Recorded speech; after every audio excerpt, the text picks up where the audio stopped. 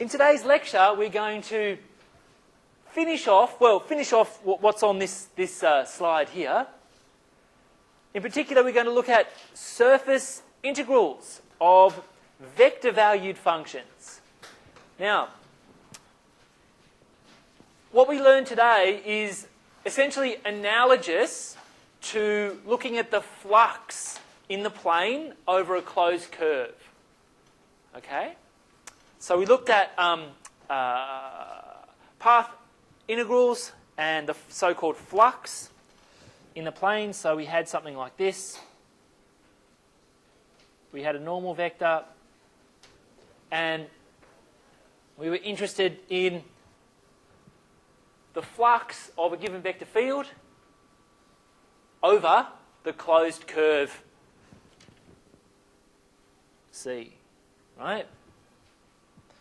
Now today we're going to generalise that. It seems very natural to generalise this to higher dimensions. Okay? Now in the previous lecture we looked at surface integrals of scalar valued functions. Okay? And we're going to use those ideas there to help us out with today's lecture. All right?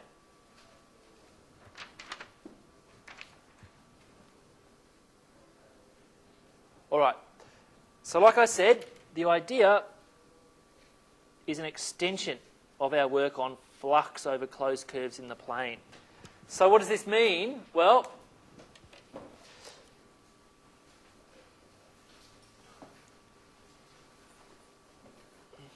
we will require orientation and we will require some normal vectors. Okay? All right, so how do we orient a surface? Well, I'm glad you asked. An orientation of a surface S is a continuously varying choice of unit vector, n hat, and essentially this n hat here, n hat of P, is just the unit normal at any point P on the surface. All right. So once we have a normal vector to a surface, we've oriented our surface. That's the important thing. All right? Very important. So let me give you an idea of what I mean there.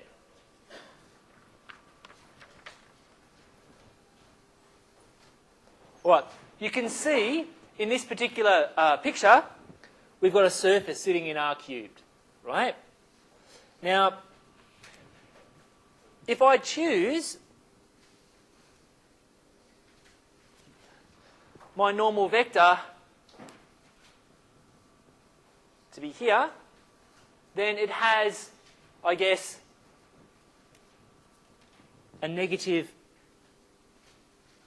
counterpart that points in the opposite direction. Okay? So in this particular picture, S is oriented. Okay? And in particular, with, I guess, upward pointing normals.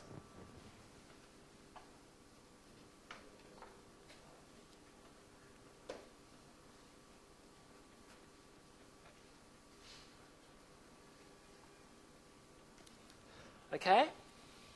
So we need to distinguish one side from the other. And we do that with the normals and some sort of information. Here they're upward pointing. Okay, loosely speaking. Loosely speaking, what this really means is that the k component of my normal vector is non-negative, right? Okay. All right, so how do we define a surface integral of a vector field over an oriented surface? Okay, well, first of all, this is how we denote it with this dot product. And notice this S, the S on the ds, it's a capital S and it's boldface. Okay? It's just the following. It's the surface integral of this scalar product, right? So F dotted with n hat is just going to produce some sort of scalar field. All right?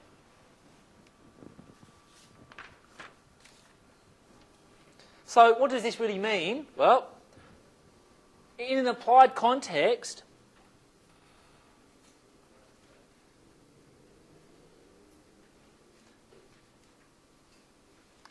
these double integrals, or these surface integrals, they represent the flux of the vector field F over the surface S. Okay? All right, so let's just investigate this dot product a little further. In words, we would refer to this dot product as the normal component of F. Okay?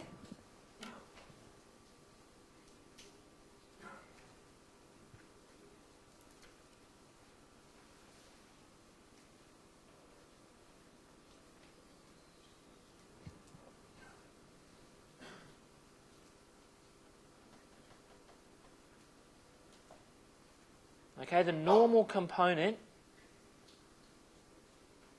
of F.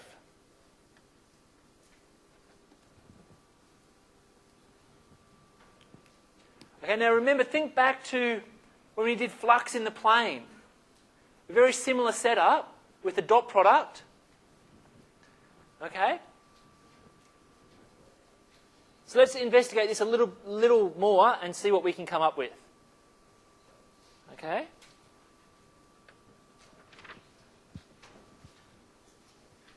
All right, so here's a nice smooth surface. At this particular point here, we've got an upward pointing unit normal, and we've also got the vector field at that point. Okay? So, we know from our elementary knowledge of vectors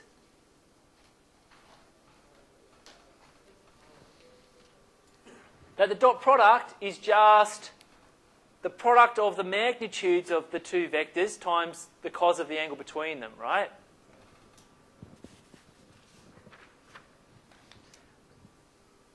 Now, what it boils down to is this distance here. Right? Now, when I say distance, I'm sort of abusing the language a bit because you could have a negative value there, right? Depending on whether the angles are between 0 and pi on 2 or between pi on 2 and pi. All right? So when I say length, just you know, I'm abusing the language there. All right? We also refer, well, so this length is the normal component of F.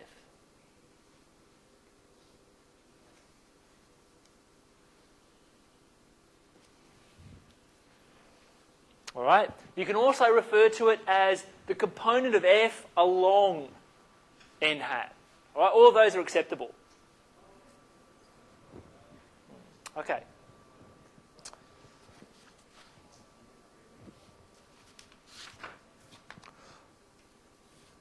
Right, so how do we compute? Yes, Alex? No, I was just saying, does that necessarily have to be a unit vector? Yes. Yes, it does. Very good point. Yes, it does need to be a unit vector. Yeah.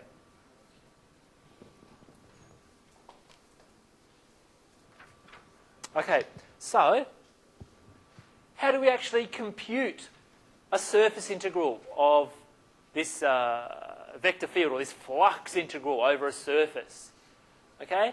Well, if we have a parameterization for the surface, then it's quite easy. Okay? So, essentially,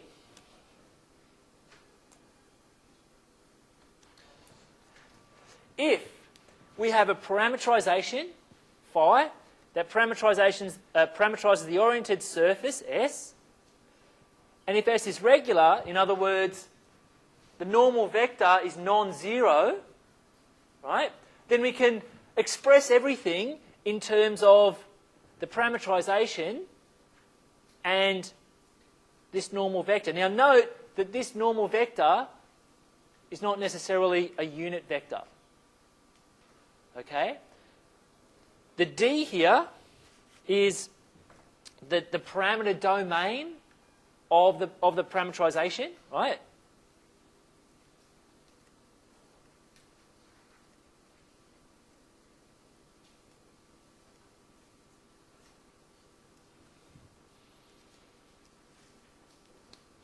All right? So when we say our surface is regular, we mean that we can produce a non-zero, well, the normal vector that we produce has no zeros, right, on the surface. All right, so look closely. It's just the dot product of the vector field F along the parameterization, and that's dotted with this normal vector, not necessarily a unit normal. And it's all integrated over the parameter domain. Okay? All right, so let's do an example and see how we go.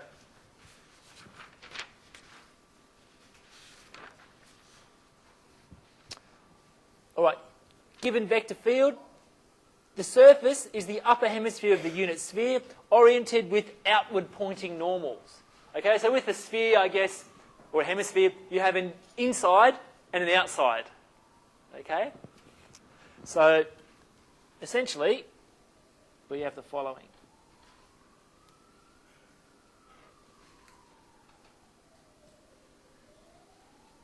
So here's the hemisphere.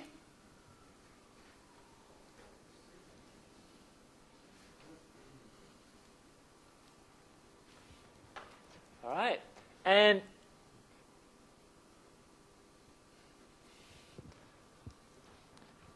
the normal to the surface points outward.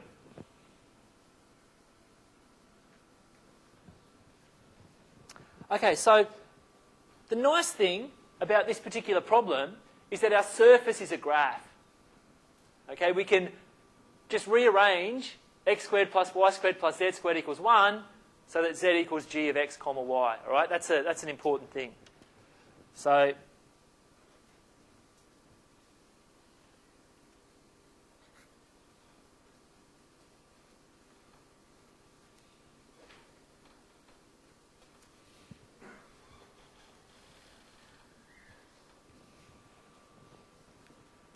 okay, so what we need here is a parameterization for our surface. Can anyone think of one? Yeah, spherical is a reasonable choice, but even simpler. Right. So because we have a graph, right, let's just keep, let's have x comma y comma g of x comma y as our parameterization, right?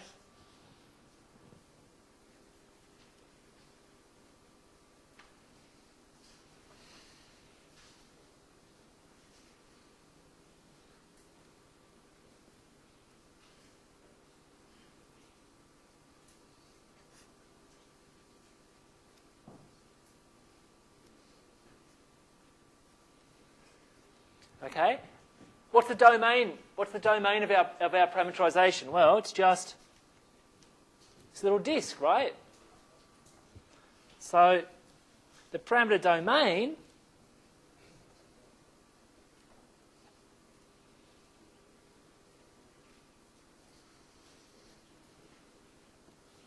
is those x and y that lie in the unit disk. All right. So what do we need here? We need to produce a normal vector that points outward, right? So can anyone suggest how we might do that? How can we, I mean, here I've got a unit vector, but how can we produce a normal vector? Yeah, gradient. Yeah.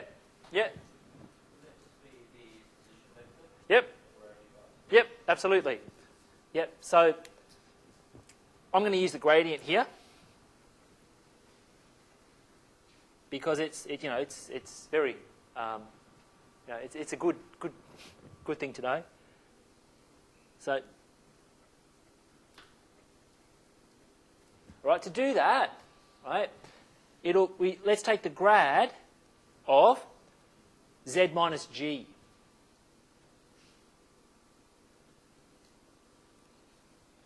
Now, I know that this is going to...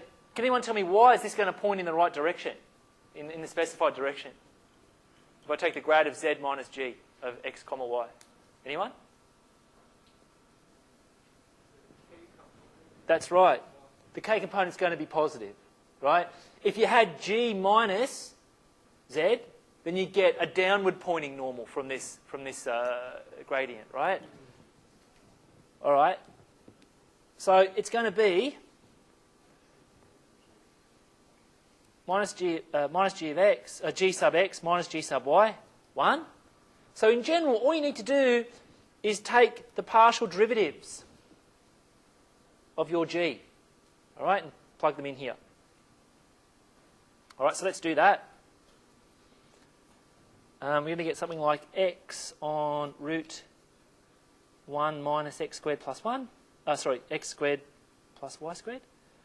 Y on root 1 minus x squared plus y squared. And 1.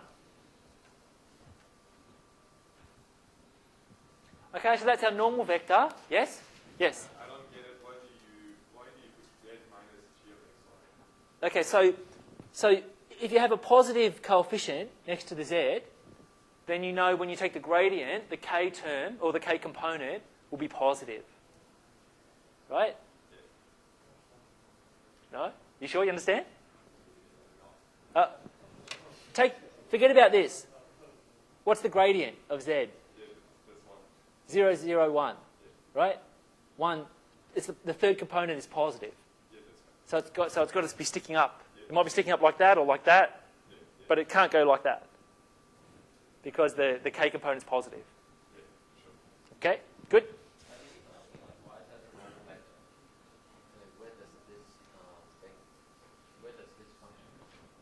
This function, it comes from just rearranging this and considering z minus g as a scalar field, right?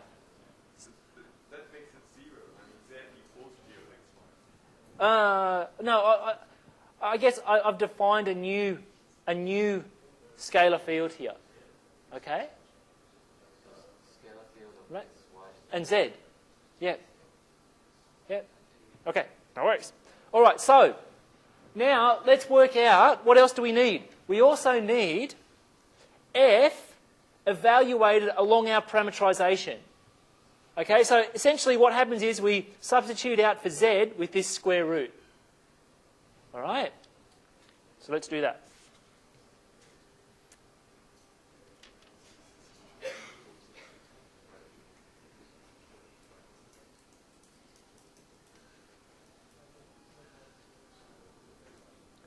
Okay, so essentially we sub in here, leave x and y alone, but sub in this for z.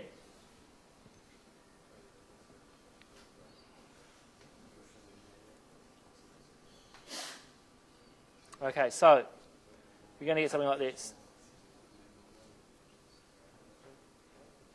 Right? YZ is going to be y times this. Okay? And the final component is just going to be 2x. Okay, so now we just take the dot product of the two vector fields that we've created, this one and this one. There's actually going to be some nice, some nice cancellation going on, right?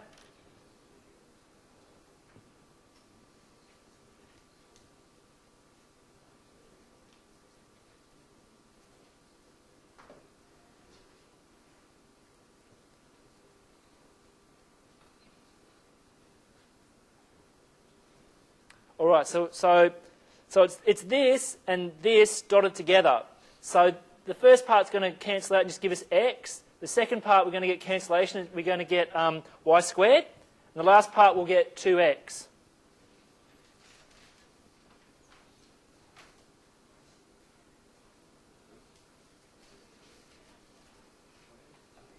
Okay.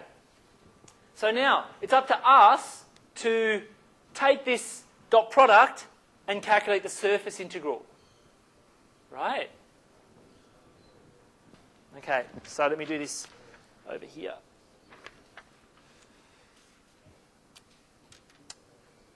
All right, so our integral, I, is the following. Right?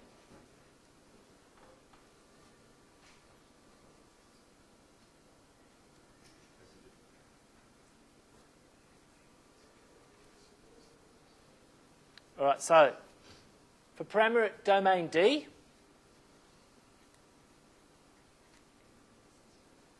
it's the following.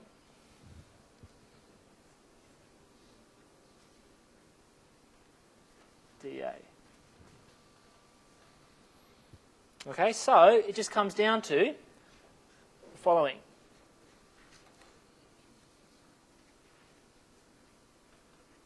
All right, so it's important to look back now and go, okay, well, what is our parameter domain? Well, let's look back to our picture. I'll just move this for a second.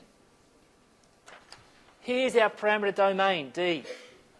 Right, it's just the disk, the unit disk in the xy plane. Right?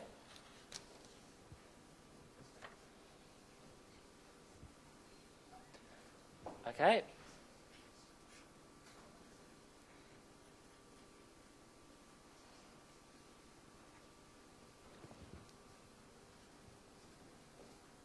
Okay. All right. So you would think that we would switch to polar coordinates now, right? So let's do that.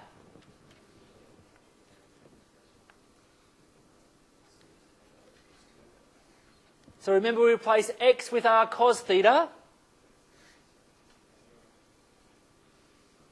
y with r sine theta,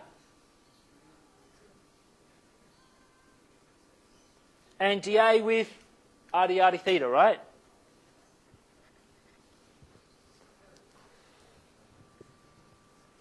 Okay. So, yes? Yeah, you could do that. You could, yeah. I mean, you can do these problems a number of ways, Dom. Okay. Yep. All right. So, who can tell me what's the integral of this part going to be? What's it going to be? 0. What about this? If we integrate sine squared, we get pi, right? So actually, these integrals are not very hard.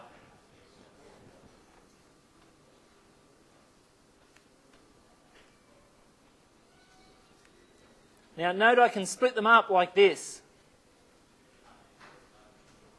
Okay, so I'm not forgetting about this r over here.